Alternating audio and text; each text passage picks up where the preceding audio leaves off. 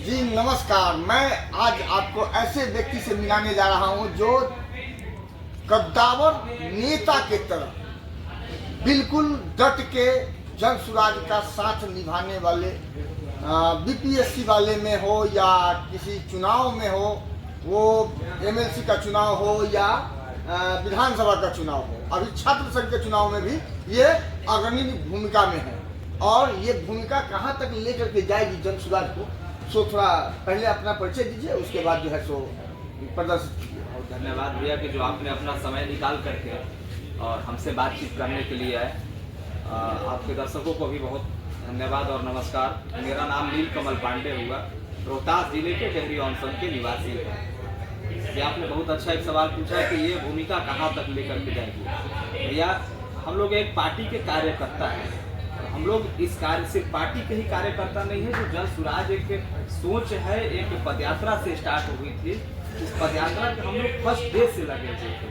Party अभी बने हुए महज 4 महीना या 5 महीना हो रही है, लेकिन हम लोग इस प्रक्रिया में पिछले 2.5 साल से हैं। अच्छा, तो हम लोग इस पार्टी के बनाने वाले में से भी संस्थापक सदस्य के रूप में है, अभी एक पार्टी के कार्यकर्ता के रूप में है। पार्टी नेतृत्व जहाँ जहाँ जो भूमिका देगी उसको हम लोग बखूबी दम निभाने का प्रयास करेंगे। अब जो है सो पार्टी का स्टैंड अब ये सडनली अब रफ्तार पकड़ने वाली है। सारी पार्टियां अपने अपने भूमिका में आ रही है चुनाव के लिए, और चुनाव में अब बातों का बात नहीं है, अब वादों की बात है। तो कैसी वादों से आप जनता को अपने तरफ आकर्षित कर पाइएगा? यह स्पष्ट है कि बाकी दलों की तरह हमारी पार्टी चुनाव नहीं लड़ रही है। हमारी जो पार्टी है बिल्कुल स्वच्छ राजनीति कर रही है। हमारी पार्टी रोजगार की बात कर रही है, हमारी पार्टी कमाई की बात कर रही है, हमारी पार्टी शिक्षा की बात कर रही है, हमारी पार्टी किसानों के लिए बात कर रही है, हमारी पार्टी छात्रों के लिए बात कर रही है। तो हम उस तरीके का या हमारी पार्टी उस तरीके का कोई राजनीति नहीं करती है कि जो हमें लड़ना है। हमें किसी से लड़ाई भी नहीं। बुजुर्ग महिला के लिए हाँ, अगर बुजुर्ग महिला के लिए तो सबसे बड़ा हमारी पार्टी का पहले 3 ही संकल्प हुआ करता था जब पदयात्रा के समय चलती थी। ये आपको जानकारी होगी कि बच्चों के लिए जो 15 साल से कम उम्र के बच्चे हैं उनको फ्री में शिक्षा की व्यवस्था। 15 साल के बाद जो नौजवान हैं उनके लिए अपने ही जिला में, अपने प्रखंड, अपने पंचायत में 15 से 20 हजार की रोजी रोजगार का व्यवस्था। तीसरा जो है बुजुर्गों पे आ जाइए तो बाकी आप अन्य राज्यों में देखेंगे तो जहाँ पे कहीं पे 2000 वृद्धा पेंशन है, कहीं पे 1500 है, कहीं पे 3000 भी है। हमारी व्यवस्था बनते ही, इस जन सुराज की व्यवस्था बनते ही 15 से 2000 रुपए वृद्धा पेंशन का लागू किया जाएगा बुजुर्गों के लिए। तो ये सब तो हो सकता है जुमला हो, साबित हो, लुभावने बातें साबित हो। आप जनता को कैसे संतुष्ट कैसे कर पाइएगा अपने मतलब तरफ, अपने ये जो आपका जो 5 संकल्प है इस पर कैसे लोगों का निगाह जो है सो रिमूव कर पाइएगा? क्योंकि तेजस्वी यादव अभी रिसेंटली जो है सो तेजस्वी यादव 2 महीने पहले भी अपना एक तोप छोड़ दिए। तो माँ बहन योजना के नाम पर जो है तो 2500 रुपया पर महिला को दिया जाएगा। इस पर क्या कहना है आपकी पार्टी का या आपका क्या है? हमारे पार्टी के जो आदरणीय नेता श्री प्रशांत किशोर जी हैं उन्होंने बहुत अच्छे बात बताए थे और आप लोगों ने भी सुने थे और आरजेडी के लोग भी सुने होंगे, तेजस्वी यादव जी भी सुने थे। उन्होंने बताए थे कि अभी बिहार की बजट क्या है और ये जोड़ करके अगर ये लोग इतना ही पढ़े तभी उनको कहते हैं कि 9वां पास के तो तभी उनको ये कहते हैं कि 9वां पास के भाई, ऐसे नहीं होता थे। इसलिए ही कहते हैं कि भैया आप 9वां पास भी लीजिए, 9वां फेल इसलिए बिहार का बजट जो है 2500 रुपए दिया जाएगा। कहाँ से दे देंगे भैया? अपने घर से दे देंगे। बिहार का क्या बजट? बिहार का बजट वही 3 लाख 3.25 लाख 3,995। हाँ, यही 3 लाख, जिसमें मतलब बहुत सारा इसमें 50% तो बजट इसी में चले जा रहा है। बाकी आप क्या करेंगे? कहाँ से बजट होला है? जनता इनकी बातें को समझ चुकी है कि इन्होंने, इन्हीं लोगों ने आए थे कहते हैं हम 10 लाख दे देंगे रोजगार, 10 लाख सरकारी नौकरी दे देंगे, मुख्यमंत्री जी उसको बढ़ा के 20 लाख दे देंगे। कहाँ से देंगे? काहे नहीं दे दिया? 17 महीना भी आपकी सरकार रही है। इन्होंने तो यही बात कहा था, अगर आपको याद होगा 2020 की चुनाव में यही तेजस्वी यादव जी ने कहते कि पहली कैबिनेट की बैठक में 10 लाख सरकारी नौकरी का हमारा पहला सिग्नेचर होगा। 17 महीना आप रह गए। मुख्यमंत्री बनेंगे तब, उप मुख्यमंत्री थे ना। या आप उप मुख्यमंत्री आ गए ना, हाँ। सरकार आपके सहयोग से चल रही थी, उसके 50% तो होना चाहिए था। वो तो दावा कर रहे हैं कि 3.5 लाख जॉब्स दिए हैं। या अच्छा अभी शिक्षा अब आप एक बात बताइए, शिक्षा- आप एक बात बताइए, बहुत अच्छी आपने बात कही। उसमें से ये जो 3.5 लाख का दावा कर रहे हैं, उसमें से नियोजित शिक्षकों को ये राज्य कर्मी का उसमें से दर्जा भी दिए हैं। ऐसा भी कुछ है, बिल्कुल है, अगर आप देख लीजिए। और कितने लोगों को इन्होंने जो ये बात कहते हैं कि हमने जो नौकरी दिया है, भैया इसे तो एक सचिव नहीं संभाल पाया। क्योंकि पाटाखेरी के शिक्षा विभाग में उस वक्त सचिव हुआ करते थे, इससे एक सचिव नहीं संभाल पाया। ये क्या नौकरी की बात करते हैं? बिना मुख्यमंत्री के उसमें सहमति के ये क्या नौकरी दे पाएंगे? मंत्री नौकरी देते हैं क्या? नहीं, मंत्री जी नीतियां लाते हैं विधानसभा से, विधान परिषद से या लोकसभा से। इनसे तो एक सचिव नहीं संभाल पाया। जो शिक्षा विभाग का सचिव था वो आप भी देखे होंगे और पूरे बिहार देखा है। एक इनसे सचिव नहीं संभाल पाया, ये 3.5 लाख लोगों को क्या नौकरी देंगे? चलिए अब स्टैंड को थोड़ा सा रिमूव करते हैं और एक मिनट, इस नौकरी में जो आप बात कर रहे हैं, कितने उसमें से बिहारी को नौकरी मिला है? नहीं मिला है। कितने % मिला है, जरा ये देख लीजिए ना। परसेंटेज भले ही कम ज्यादा हो, लेकिन तो आप जब आप आए तो आपके सहयोग से सरकार बना था, आपने क्यों नहीं ये स्टैंड लिए? भैया आप जब बिहारी डोमिसाइल लागू कीजिए, तब हम बिहारियों के लिए ये रोजगार दिया जाएगा या नौकरी की बात होगी। तो आपने तो एक सरकार में मलाई चाटने के लिए चलो कुछ भी हो जाएगा। प्रधानमंत्री बनने का जो स्टैंड फॉर्मा बन रहा था, उसी समय नियुक्तियां हुई, तो प्रधानमंत्री तो पूरे देश का होता है। इसमें जो है सो ये नहीं होना चाहिए। आप अपने हिसाब से राजनीति कीजिए, वो अपने हिसाब से राजनीति करें। छीटाकसी जहाँ तक करना है कीजिए, उससे ये मतलब नहीं है। लेकिन आप रिमूव होकर के आइए, क्योंकि पदयात्रा की बात हुई। पदयात्रा से आप प्रशासन के साथ में हैं, पदयात्रा नो डाउट सक्सेसफुल है। उसके बाद विधानसभा में जाके आप आटा बनाते, बिल्कुल फजीहत हो जाती है। उसका क्या वजह हुई है? नहीं, बिल्कुल हम कह रहे हैं। हाँ। आपकी जो बात कर रहे हैं उस पे जितना हमें अपेक्षा थी, पार्टी की जो उम्मीद थी, उस उम्मीद पे हम लोगों के कायम नहीं थे। सबसे पहला कारण ये है कि भैया चुनाव जो था 13 नवंबर को था। पार्टी का हमारा सिंबल जो मिला वो 1 नवंबर को मिला। उसमें 3 दिन 4 दिन छठ रह गया। हमारी मुश्किल से जो पार्टी चुनाव लड़ी, उसमें से करीब 8 या 9 दिन ही पूरे हमारे लिए बचे थे, क्योंकि नए सिंबल लेकर के गए थे, नए नाम लेकर के गए थे, नए प्रत्याशी को लेकर के गए थे। और उस जगह पे हम लोगों ने चुनाव लड़ा जहां न पदयात्रा हुआ था, ना कोई संगठन था, कोई वहां पे हमारे जिला अध्यक्ष, प्रदेश इससे पहले कोई संगठन आपका नहीं कहीं नहीं था। जहां पर अगर आप देख ले, पार्टी हमारी बन गई थी, पता है तो पार्टी बने हुई। अक्टूबर में पार्टी बनी, नवंबर में 13 नवंबर को चुनाव था। वहां पे चुनाव का सिंबल हमें केवल 1 तारीख को मिला हुआ है। 13 को इलेक्शन हुआ है, बीच में 4-5 दिन छठ की छुट्टी हो गई बिहार में। तो हमारी पार्टी जो लड़ी कम से कम 8 या 9 दिन ही केवल हुई थी। तो नए लोगों को लेकर के जाना, और उस जगह पे जहाँ कोई संगठन वगैरह कुछ भी नहीं था, जहाँ पे हम लोगों ने चारों चुनाव लड़े थे, वहां पे अगर आप मिला करके देखें तो 10% वोट आया। 10% वोट, ठीक है, ठीक है। आप प्रधान जी एक बात कहते हैं कि इसी बिहार में भाजपा को वोट लाने में 10% 20 साल लगे थे।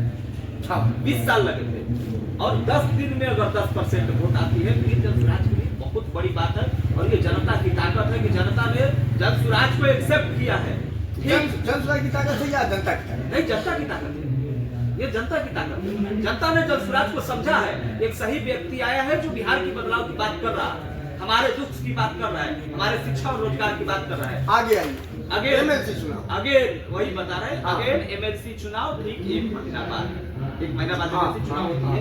एमएलसी चुनाव में जो कैंडिडेट वहां पे लड़े हमारे जनसुराज के, जो जीते हैं वो भी पहले जनसुराज के ही थे, वो आप जानते होंगे।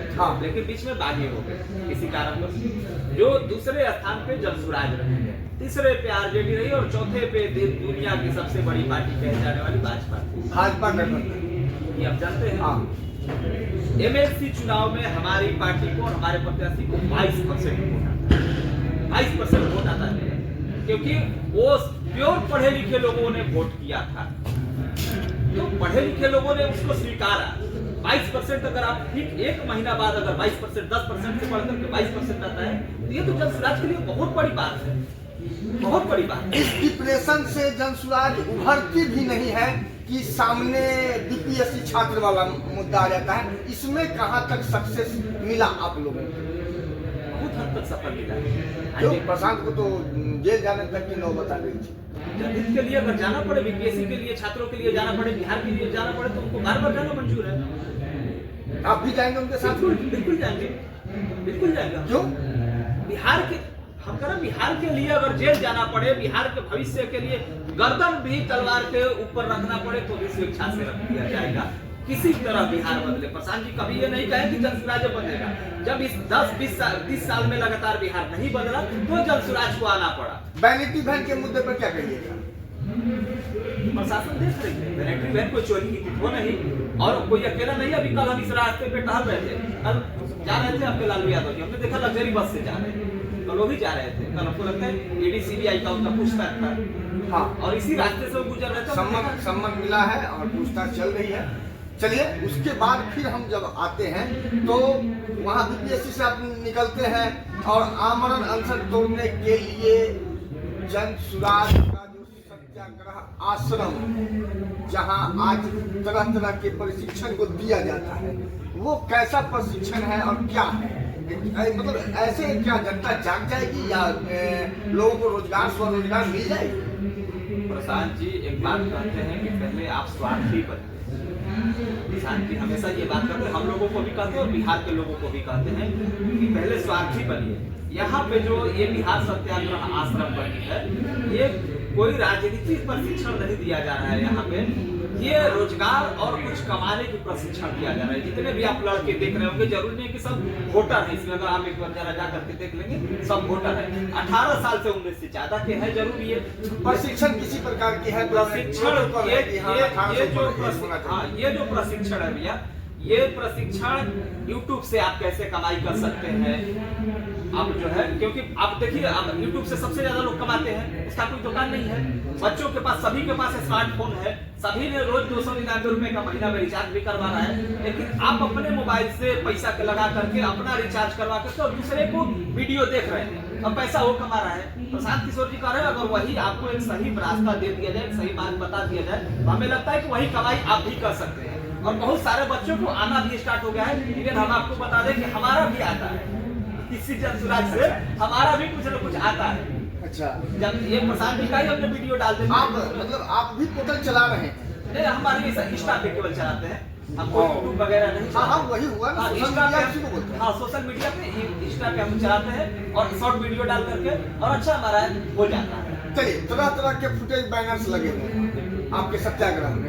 ये जो फोटो है, इसमें 3 चीज मैं आपको 3 क्वेश्चन करूंगा। एटीट्यूड, प्रशांत का एटीट्यूड, कॉन्फिडेंस या एक पीस दर्द, क्या है इस तस्वीर को ढंग से देखिए। आंदोलन वाले फ्लैक्स के नीचे बैठे हैं, पोस्टर बैनर के नीचे बैठे हैं, और इसमें जो सबसे बढ़िया या सबसे तंग हाल का जो तस्वीर है वो यही है। तो इस तस्वीर के बारे में एक लाइन। 3 क्वेश्चन है। बिल्कुल बिल्कुल, एटीट्यूड, तीनों पे हम आ जाते हैं। सबसे पहले आप कॉन्फिडेंस, एटीट्यूड, कॉन्फिडेंस और टीस दर्द, वही दर्द। हाँ, आप पे हाँ। तो ये आप जो तीनों बात बता, तीनों पे हमारा है। लेकिन सबसे पहले ये बता दें कि जो आप चेहरा देख रहे हैं, ये आप याद कीजिए कि एकदम जबरदस्त कड़क वाले ठंडे की तस्वीर है। आप ये देखिए, उसमें ये जो आपने तीनों बात कहा, वो तीनों है बिहार के लिए। प्रशासन के प्रति वही एटीट्यूड है कि आप कैसे बच्चों के ऊपर लाठी चलाते हैं। जो प्रशांत जी के ऊपर ये एलिगेशन लगे थे कि आप ये छोड़ करके चले आते, तो ये पहले कहीं ना कहीं चीज था, ये कहीं ना कहीं एटीट्यूड था प्रशासन के खिलाफ। इस बार तुम आ जाओ तो फरिया ही लेते हैं, देख ही लेते हैं। जो आपने बताया दर्द, बच्चों की स्थिति देख करके, और इनके साथ जितने लोग उस सत्याग्रह के टाइम बैठे हुए थे, आंदोलन में, धरना पे आप पहले, वो सारे लोगों को ये दर्द दिखा रहा था कि आदमी दर्द कितना सह रहे थे, कि देख के लोगों को लग रहा था कि आदमी कितना दर्द में। जब हमारी स्थिति देखते हैं बीपीएससी बच्चों को, तो बच्चे पढ़ने हैं, तो उनका क्या कसूर था भैया? आज जो पढ़ने लिखने वाले बच्चे आकर के गांधी मैदान में आमरण अनशन कर रहे हैं, तो कहीं ना कहीं दर्द था, एटीट्यूड भी था प्रशासन के खिलाफ। और आप अगर टीस की बात कर ले, तो टीस भी था भैया कि आपने इनके जाने के बाद बच्चों को लाठी चलाए थे। उसके बाद की तस्वीर है। हाँ, लाठी चार्ज होने के बाद की तस्वीर। जी धन्यवाद। पांडे जी ने क्या सही क्या गलत कहा, आपको क्या समझ में आया, हमारे कमेंट बॉक्स में जरूर लिखिए। धन्यवाद।